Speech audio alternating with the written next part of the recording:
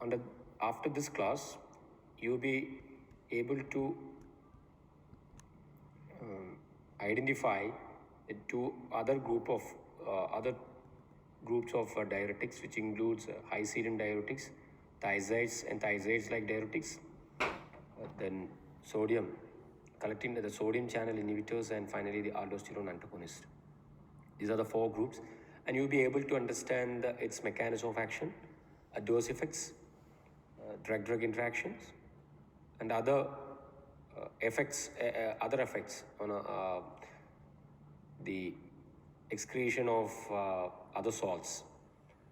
Then its clinical uses, of course. What are the different clinical uses of each group? So these are the things we are going to discuss under this part.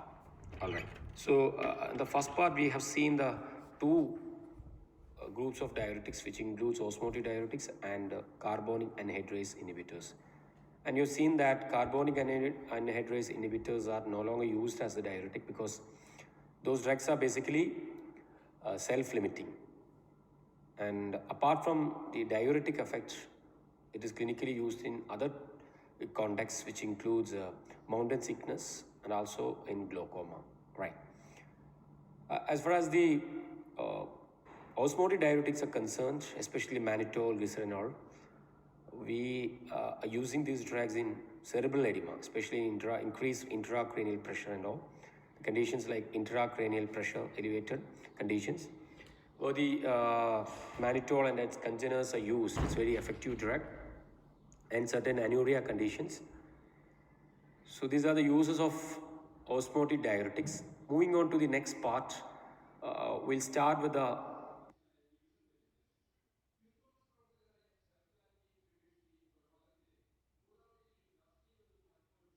first one, inhibitors of sodium, potassium 2-chloride symport. So you have seen that drugs in this group of diuretics inhibit activity of the sodium potassium 2-chloride symporter in the thick ascending limb of the loop of Henle.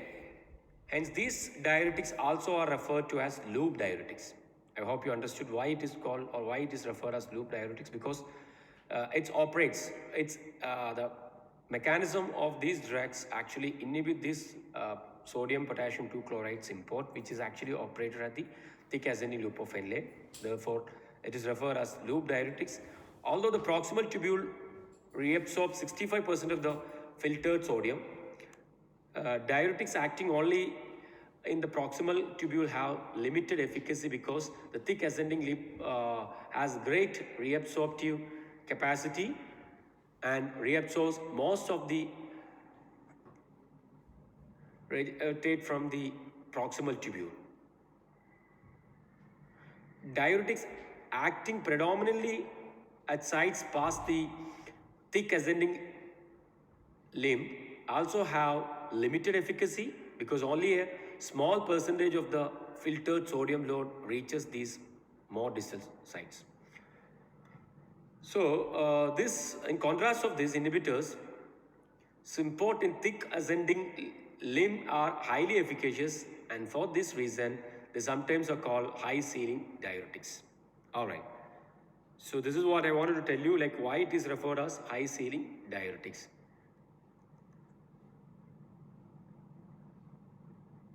So here, also known as loop diuretics or high ceiling diuretics, and we have the prototype furosemide is a prototype.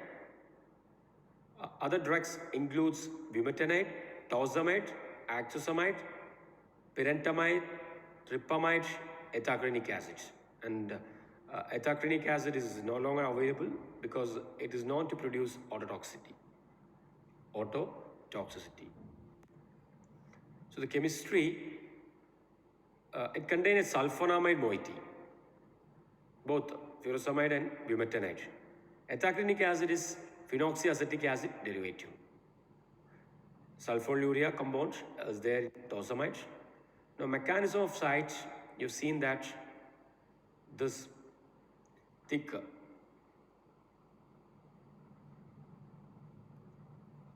once again thick ascending loop of Henle, therefore it is called loop diuretics. Here you seen sodium, potassium, 2 chloride, and along with this calcium bicarbonate and magnesium is also excreted. Okay.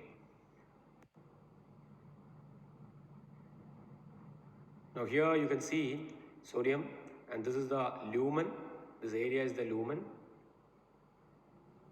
and this is the middle part is the epithelial cells and interstitial blood in the right side.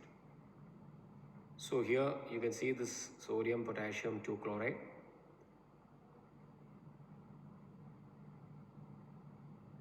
So what happened? High serum diuretics inhibit this Symporth mechanism, and hence sodium reabsorption along with potassium and 2 chloride absorption is also affected. All right, I hope you're following. So this is the same thing, sodium, potassium, 2 chloride, Symporth inhibitor. Okay, rest of the things are not required, and indirectly it also inhibits the calcium and magnesium reabsorption. Now here you can see sodium excretion, yes, potassium excretion, yes. In fact, this will produce hypokalemia. Hypokalemia is one of the important adverse effects of this drug. H plus ion excretion, yes. And I told you calcium excretion, it produces hypocalcemia. Please remember, high serum diuretics produce hypocalcemia and hypomagnesemia also. All right. Chloride ion also excretion because chloride ion excretion is also promoted. Bicarbonates, yes. Phosphates. Uric acid in acute dose, it enhances the excretion, whereas in chronic dose, uric acid excretion is inhibited. So this is what I wanted to tell you along with this. See all these salts, electrolytes level are affected by the drug. And loop diuretics have direct vascular effect because this is not related to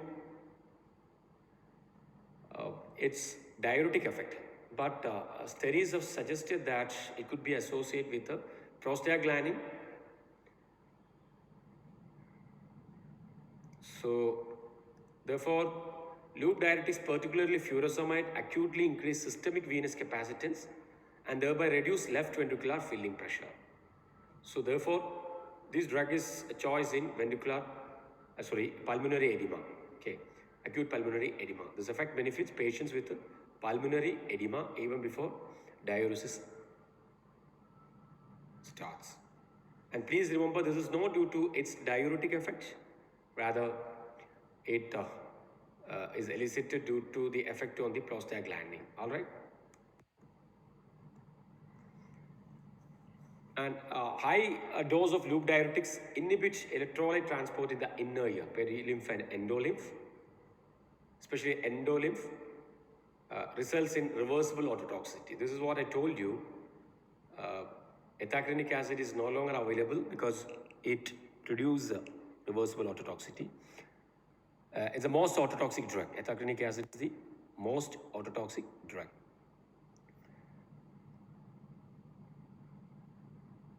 Now, regarding pharmacokinetics, so this is why the structure and all is not required. Okay.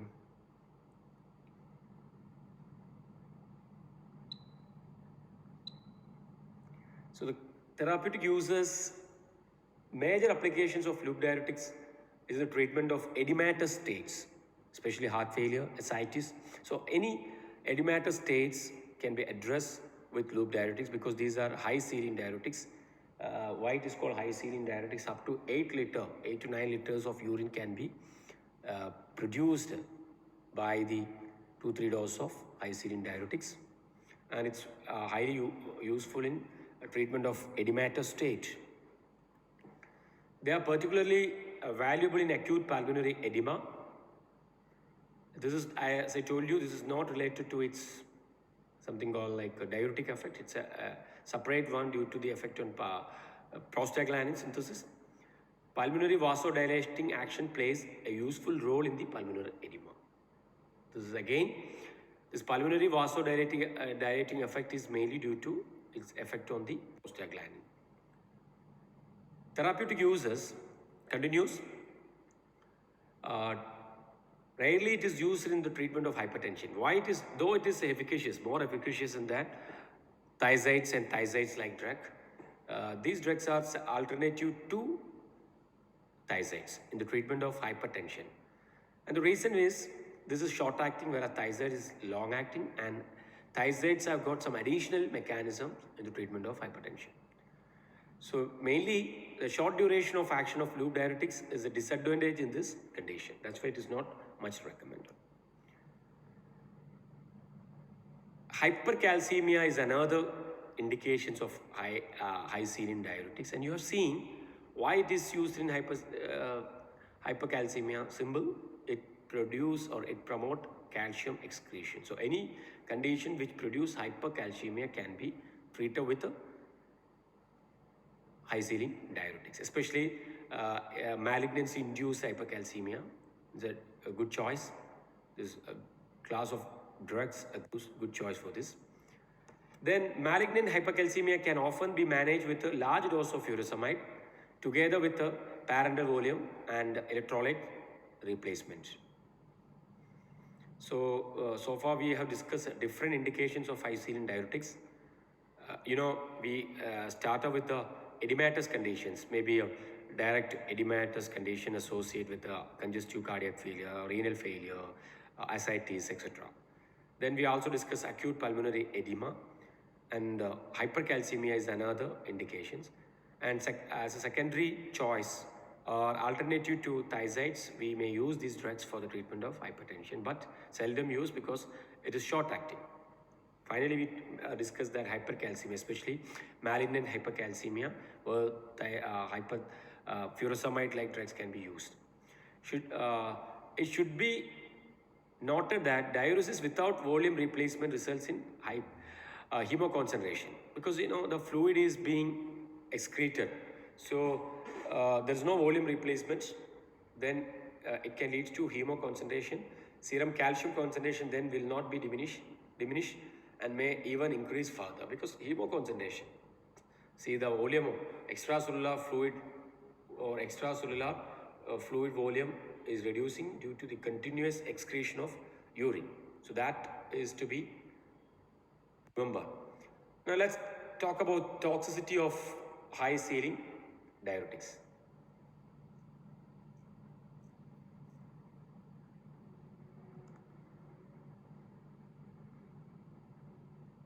Hypokalemia, I told you, potassium excretion is increased and leads to hypokalemic metabolic alkalosis. Then a large amount of sodium are presented to the collecting tubules, wasting of potassium, which is excreted by the kidney in an effort to conserve sodium, may be severe. And the reason for the hypokalemia is what I mentioned here. See what happened. More and more sodium is excreted because the reabsorption of sodium is inhibited at the loop of Henle, thick ascending loop of Henle. And what happened as a result? More and more sodium reach at the late distal convoluted tubule and collecting duct. There the sodium is usually tried by sodium is reabsorbed with the help of aldosterone and in exchange of potassium, in excretion of potassium. So when more quantity of sodium reaches there, more and more potassium is also excreted. So that eventually leads to hypokalemia. This is what I mentioned here. And that's the reason for the hypokalemia induced by high serum diuretics. I repeat, when sodium reabsorption is inhibited at the thick ascending loop of Henle, because it inhibits the sodium reabsorption transporter, more and more sodium reach at the late distal convoluted tubule and collecting duct. There the sodium reabsorption is under the influence of aldosterone with the exchange of potassium, and as a result more and more potassium is excreted and leads to hypokalemia. This is what I wanted to do here. They are so efficacious, loop diuretics can cause hypovolemia and cardiovascular complications because fluid depletion leads to hypovolemia and cardiovascular complications. And second thing I have already told you, ototoxicity is an important toxic effect on loop agents. The sulfonamides in this group may rarely cause typical sulfonamide allergy. Sulfonamide like drugs we have already mentioned. drug interactions, some of the important interactions may occur when loop diuretics are co-administered with aminoglycosides. You know that aminoglycosides are non-autotoxic drug. Carboplatin is also a non-autotoxic drug. Paclitaxel, carboplatin and paclitaxels are, you know well, it's anti-cancer drug. And synergism of autotoxicity can be precipitated with high saline diuretics because, you know, these drugs are already a non-autotoxic drug. Anticoagulants increase anticoagulant activity, especially warfarin and antithrombin inhibitors. Digitalis or the cardiac glycosides increase digitalis induced arrhythmias, and the reason it produces hypokalemia. Usually digoxin or the digitalis or the digoxin and potassium binds at the same site where the same site of the sodium potassium ATPase in ATPase. So what happened when the hypokalemia precipitated by high saline diuretics may induce digoxin toxicity because hypokalemia will open a more target for binding of the digitalis on sodium potassium ATPase. We will explain this when we discuss about the digoxin under heart failure. Okay. Lithium, which may increase the plasma levels of lithium due to the depletion of sodium, and sodium and lithium is identical in structure. So body will think that sodium depletion can be replaced by lithium reabsorption. So more and more lithium is reabsorbed from urine, which in turn leads to lithium toxicity. Propranolol, increase the plasma levels of propranolol. Sulfonylurea, hyperglycemia. Okay, sulfonylureas. This is actually hypoglycemia, I'm sorry. NSAIDs like naproxen and all may blunt the diuretic response because NSAIDs are known to cause fluid retention in the body, right? Again, probenecid also blunt the diuretic response because it interferes the secretion of this drug.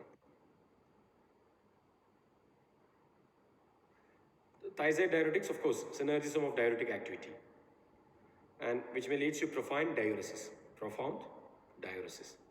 Amphotericin B is a nephrotoxic drug, a well-known nephrotoxic drug, which increases the potential for nephrotoxicity and toxicity and intensification of electrolyte imbalance. So please remember that. So a wide list of drugs are there. Contraindications includes severe sodium and volume depletion because the drugs as such can produce hyponatremia and volume depletion. So that has to be taken care. Hypersensitivity to sulfonamide because some of the high saline diuretics are structurally similar as sulfonamides. And anuria unresponsive to a trial dose of loop diuretic are also contraindication. So the next group is inhibitors of sodium chloride symport. So after the thick ascending loop of Henle, we'll reach at the early distal convoluted tubule. There the symporter, sodium chloride symporter present. So we have hydrochlorothiazide as prototype. And all the other members of this group are sulfonamide derivatives. So we have seen that many of these diuretics chemically belongs to sulfonamide derivatives. So that's very important to know. A few derivatives that lack the typical thiazide ring in their structure nevertheless have effect identical with those of thiazides and are therefore considered as thiazide-like. So the structure as such which is differ from thiazide, but the mechanism of action and the pharmacological actions are all same as thiazides, like hydrochlorothiazide. We consider these drugs are thiazides-like diuretics. We call it as thiazides-like diuretics. So what are the other drugs? Which includes chlorothiazide, bendroflumetazide, hydroflumetazide, then methyl chlorothiazide, trichlormetazide, then chlorthalidone, indapamide, metolazone, cunethozone. These are the drugs. So you can remember those names which are given in your textbook. Need not to remember all these names. Let's talk about the mechanism. You have already seen that it is a drug which can be given orally. Duration of action is 6 to 12 hours. Usually it is much more than the duration of actions of loop diuretics, and I told you why thiazides are preferred in hypertension, because it requires a routine administration, and thiazides are longer acting. So this inhibits sodium chloride transport in the early segment of the distal convoluted tubule. Early segment of the distal convoluted tubule. I already told you. So this is the site, early segment of the DCT, where the sodium and chloride along with the calcium magnesium is also interfered. But unlike the high serine diuretics, it produces hypercalcemia, which inhibit the excretion of calcium. So it produces hypercalcemia. So use of thiazides will produce hypercalcemia. So please remember that. So here, this is the yellow portion is lumen. The green shaded portion is the interstitial cells. Then the top right is the interstitial blood. So you can see and this portion represent the early DCT, where you can see sodium chloride's import, and the drugs inhibit this process, all right. Hence it also inhibits the calcium reabsorption.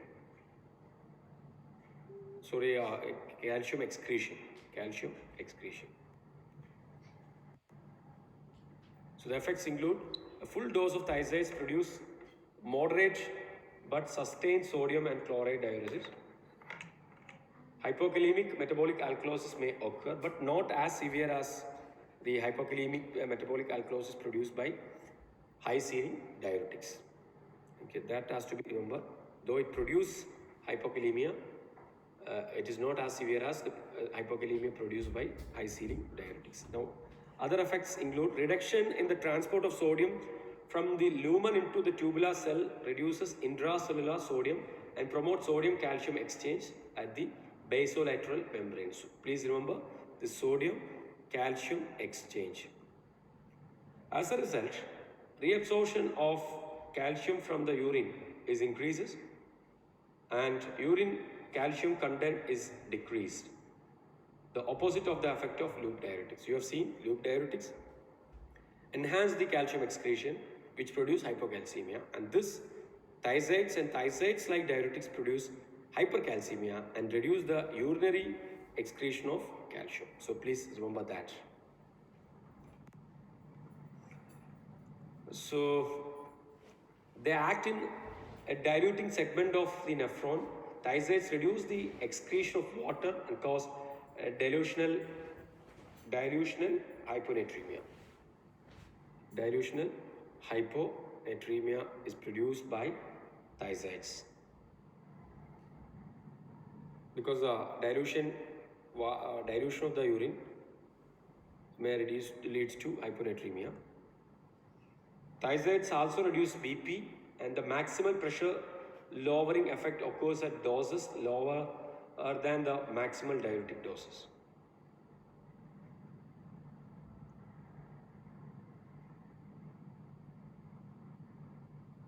Inhibition of renal prostaglandin synthesis reduce the efficacy of the thiazides. So it can inhibit the renal prostaglandin synthesis, which may reduce the efficacy of thiazides, because it may leads to the sodium and water accumulation, fluid accumulation in the body.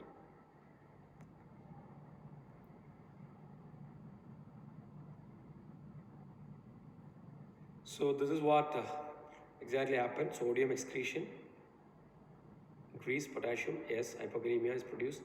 H plus ion excretion also produced. Calcium actually inhibit the excretion and produce hypercalcemia.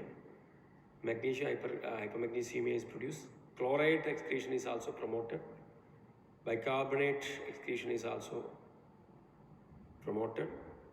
Phosphates also promoted. And uric acid again, acute doses may increase the uric acid excretion, whereas chronic use gradually inhibit the excretion of uric acid. So this is the effect of excretory effects of inhibitors of sodium chloride symbol, that's your thiazides. Now what are the therapeutic uses? Therapeutic uses, you know well that these group of drugs are not efficacious as high saline diuretics, but still this is the first line drugs for the treatment of hypertension. This is the first line drugs for the treatment of hypertension, for which their long duration and moderate intensity of action are particularly useful. So please remember that. And in addition to this, what happened, when these drugs are used for a long period chronically, a sodium depletion, gradual sodium depletion may reduce the excitability of the blood vessels, and there is a possibility to reduce the vascular tone. And blood pressure is controlled by vascular tone, and if the vascular tone is reduced, it can eventually may be useful for the treatment of hypertension. That's the reason, one more reason why these drugs are useful. In fact, it's a first line drug for the treatment of hypertension. Chronic therapy of edematous conditions such as mild heart failure is another application, although loop diuretics are usually preferred. I have already told you, loop diuretics may have a brisk diuresis. All right. And I forgot to tell one more use of high saline diuretics.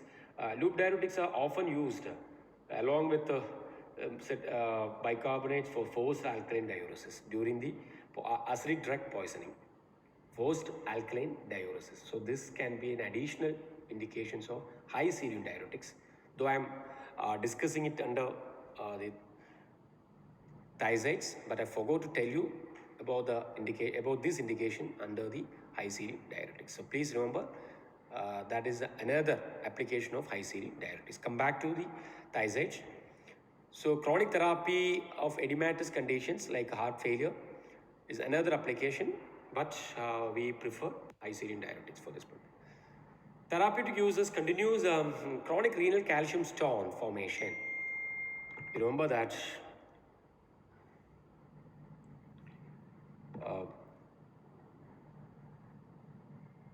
thiazides reduce the renal excretion of calcium. You have seen that. Thiazides reduce the renal excretion of calcium. And therefore, renal calcium stone formation can sometimes be controlled with the thiazides because the ability to reduce urine calcium concentration. So the concentration of the calcium in the urinary tissues, renal tissues may be inhibited. Now moving on to the toxicity. So what are the uses we have discussed? Uses major indications, treatment of hypertension, and I told you the reason well. Then some edematous condition as an alternative to high saline diuretics. And the last indication we already discussed, right? Renal calcium stone formation. All right. Now moving on to the toxicity. Hypokalemia, though the intensity of hypokalemia is not severe as high saline diuretics, but this can also produce hypokalemia the same way how does high saline diuretics produce hypokalemia. So hypokalemic metabolic alkalosis and hyperuricemia, that's very important. So this use of these drugs, application of these drugs in gout patient, a toffee patient or hyperuricemic patients has to be taken care. And carbohydrate tolerance may be impaired. So hyperglycemia may occur in patients who are overtly diabetic or who have even mildly abnormal glucose tolerance test. Mild abnormal glucose tolerance test. Hypoglycemia may occur in both. Okay, this is what abnormal TT. Then hyperlipidemia, it can impair the lipid profile. Thiazides cause 5 to 15% increase in total serum cholesterol and LDL. That's very important, especially those patients who have the history of hypercholesterolemia need to be taken care. So patients with pre-existing diabetes, patients with pre-existing hyperuricemia, patients with pre-existing hyperlipidemia should take care. All right. These levels may return towards baseline after prolonged use. So this is this hyperlipidemic change may occur at the initial stage. Later, gradually it may go back to normal. Hyponatremia is another toxicity. It's caused by a combination of hypovolemia induced elevation of ADH. Okay, so hypovolemia because so water excretion is going on, so which leads to hypovolemia. Hypovolemia stimulates the secretion of ADH because ADH needs to reabsorb water. So what happened here? This hyponatremia delusion is a sort of a delusional hyponatremia. Dilutional hyponatremia. What happened? ADH reabsorb only water. Okay, see here water is excreted along with the sodium. Now sodium is depleting from the body. Now which leads to hypovolemia. Hypovolemia eventually leads to stimulation of ADH. ADH secretion, it promotes water reabsorption, only water reabsorption. That may lead to hyponatremia. So water content will increase, but not sodium. Sodium is already excreted. Reduction in the diluting capacity of the kidney and increased thirst. It can be additional mechanism. Reduction in the diluting capacity of the kidney, increase the thirst. It can be prevented by reducing the dose of the drug or limiting water intake. Allergic reactions, because most of these compounds, thiazides and thiazides like diuretics, structurally or chemically related to sulfur drugs, and you know well, sulfur drugs are well known to produce hypersensitivity reaction. So these are also cross allergenicity may be possible. This is what I told you. The thiazides are sulfonamides and share cross reactivity with other members of this chemical group. Photosensitivity or generalized dermatitis occurs rarely. Again, you know well that sulfonamides are known to produce various type of photoreaction. Other toxicities includes fatigability, weakness, and paresthesias, similar to those of carbonic anhydrase inhibitors. Impotence has been reported, but is probably related to volume depletion. Okay, so it's not very significant. Now the second last group, inhibitors of renal epithelial sodium channels, potassium sparing diuretics. So whatever the drugs except osmotic diuretics, all the drugs are known to produce hypokalemia or loss of potassium. But the drug group, what we are going to discuss now as a group, renal epithelial sodium channel inhibitors, it's also known as potassium sparing diuretics. Triamterene and amiloride. Triamterene and amiloride are the two group of drugs. Are the two members of this group.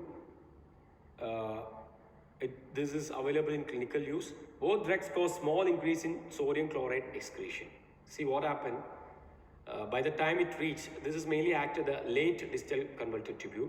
So at the time when the fluid reached, the sodium or the water content reached at the late part of the distal convoluted tubule, 95% or more sodium would have already reabsorbed. The solutes would have already reabsorbed. So it's only a weak sodium chloride inhibitor, reabsorption inhibitor. Chemistry is not very important. Pyrazinoyl guanide analog, derivative, whereas triamterene is a pteridine derivative.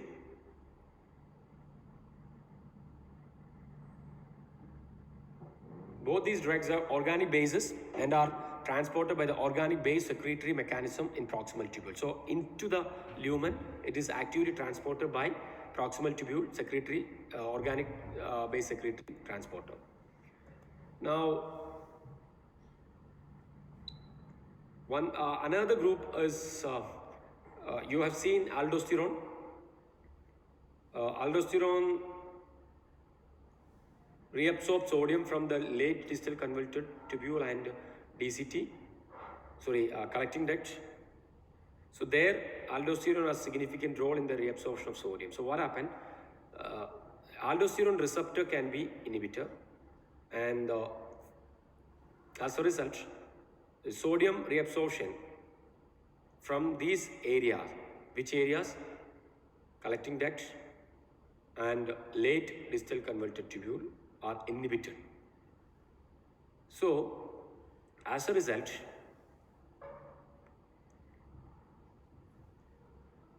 you know, this is aldosterone antagonist, like spironolactone is also known as potassium sparing diuretics.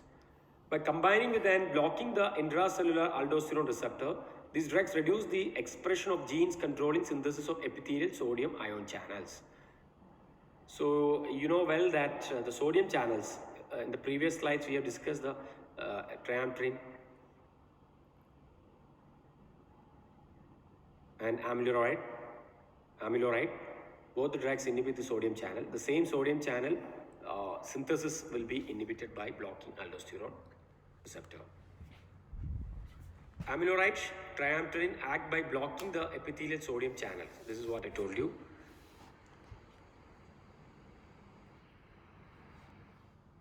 In the same portion of the nephron. Spironolactone and eplerenone, these are the two aldosterone antagonists. All these drugs, amiloride, triamterene, spironolactone, eplerenone, all the four drugs are known as potassium sparing diuretics, and you should know the difference between the amiloride, triamterene and spironolactone, eplerenone. Amiloride and triamterene are directly inhibit the sodium channels, the ENaC sodium channel, whereas spironolactone and eplerenone are the aldosterone antagonists, therefore, which genotypically inhibit the gene coded for the sodium channel, this sodium channel, therefore reduce the sodium reabsorption from these areas. And also potassium excretion is inhibitor, because you know sodium reabsorption under the influence of aldosterone is carried out by excuse me by excreting potassium, so that part will be inhibited. Eplerenone is a type of prodrug and having a very long duration of action. So here this is a site of action, late distal convoluted tubule, and we also know that it is collecting duct is another area. So here you know that sodium excretion in the exchange of potassium, this process will be inhibited, therefore there won't be any hypokalemia.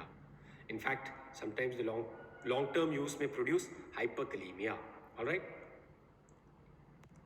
So here you can see sodium reabsorption, potassium excretion. So this channel, ENaC,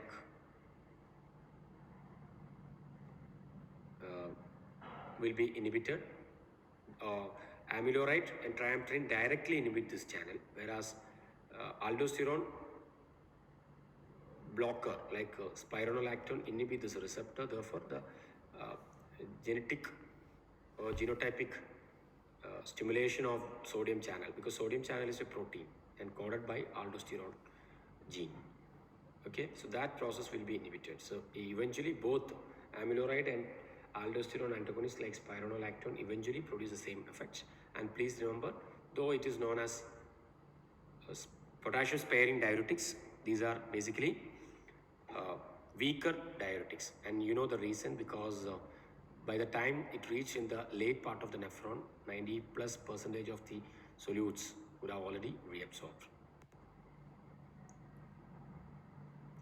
Mechanism of action, we already discussed the same here.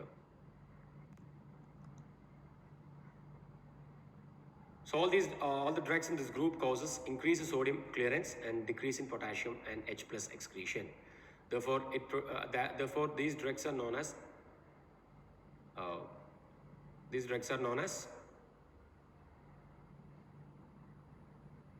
what? Potassium sparing diuretics. And they may cause hyperkalemic metabolic acidosis, unlike the previous groups of drugs which produce hypokalemic metabolic acidosis. Right. Clinical uses: potassium wasting caused by chronic therapy with loop diuretics and thiazide diuretics. See, though it's a weaker diuretics, it can be added with the high serine diuretics or thiazides because the hypokalemia produced by those two groups can be compensated. All right. If not controlled by dietary potassium supplements, usually responds to these drugs. The combination of potassium sparing diuretics with thiazides or high serine diuretics are quite recommended. Most common use in the form of products that combine a thiazide with a potassium sparing agent in a single pill is very common, and the reason I told you. Aldosteronism. The elevated serum aldosterone levels that occur in cirrhosis, all right, is an important indication for spironolactone. Okay. Also feature of heart failure. Aldosteronism may also occur in the heart failure. And spironolactone and eplerenone have been shown to have significant long-term benefits in this condition. In fact, aldosterone or eplerenone, especially eplerenone nowadays is very commonly prescribed to prevent the progression of the disease, especially the ventricular hypertrophy and other complication in heart failure. Again, details will be discussed when we discuss about the heart failure. Coming to toxicity.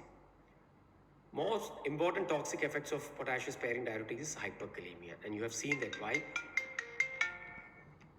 why produce hyperkalemia. So that's what the most important toxicity is hyperkalemia. This drug should never be given with the potassium supplements because it can aggravate hyperkalemia. It's common sense. Other aldosterone antagonists like ACE inhibitors, you have seen captopril, enalapril may indirectly inhibit aldosterone secretion, and angiotensin receptor blockers also. If used at all, should be used with caution because a chance for hyperkalemia, precipitating hyperkalemia is more with this combination. All right? Spironolactone can cause endocrine abnormalities. What endocrine abnormalities? Gynecomastia and anti-androgenic effects. And why it produces all these problems? Because it interferes with the steroid synthesis, especially testosterone, then other steroid hormone synthesis. But eplerenone, it's a newer drug, relatively newer drug, appears to have less endocrine effects. Spironolactone has got the maximum effect on the endocrine.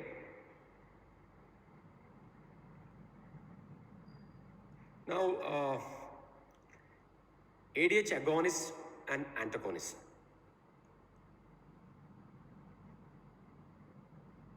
I think let's talk this as a separate class. We'll stop here. We'll continue this as a separate topic because antidiuretic hormone we need to talk as a separate class. So thank you. Thank you for your patience. And I would like to know the feedback of this class. If you have any doubt, you can directly ask. And as your regular the routine, please comment your name and roll number and in the commenting box for your attendance. And we are planning to partly have the class on a live platform, maybe like Zoom or Google Meet from next month onwards. All right, we are thinking about that part also. Let's see what can be done. Thank you.